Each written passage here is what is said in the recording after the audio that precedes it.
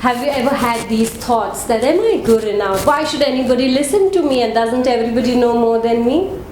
If the answer is yes, then you do have imposter syndrome, where you constantly self-doubt your own capabilities and abilities and feel like a fraud, despite being successful and competent. The core reason for imposter syndrome is our unrealistic and unsustainable notion of what it means to be successful and competent. Some of you may say it's just low confidence, but no. Low confidence is an ongoing process, whereas imposter syndrome is circumstantial.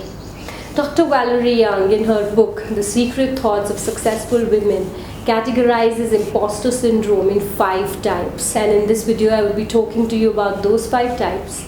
Moreover, in the description, there is a quiz which will help you further understand which type do you fit in. The perfectionists. These people feel that 99 out of 100 is a failure.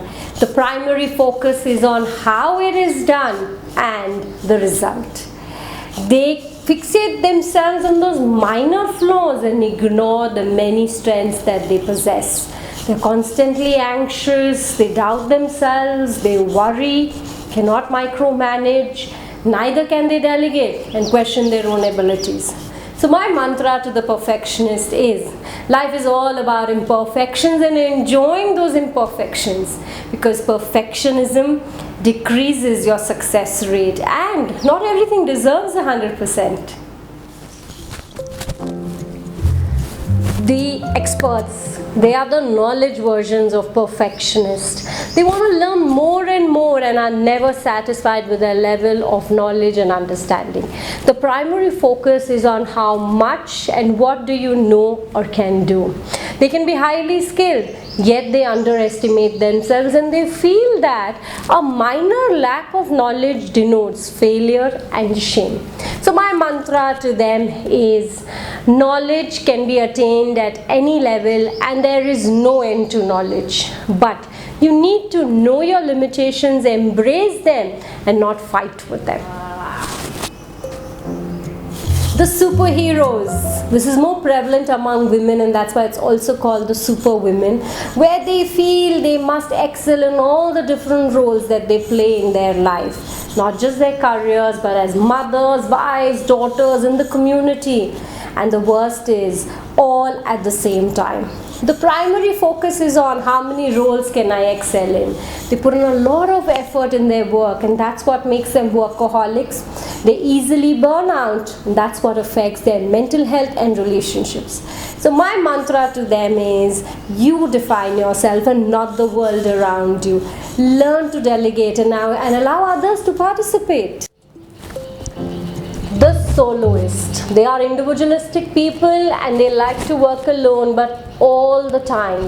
They feel that they can do everything on their own and asking for help will reveal their incompetency. The primary focus is on who completes the task. They question their self-worth, want to do everything on their own and consider asking help as a sign of failure and even weakness. So my mantra to these people is that no man is an island. It's okay to be independent, but it's even okay to ask for help. As smart and competent people ask for help from those who know more.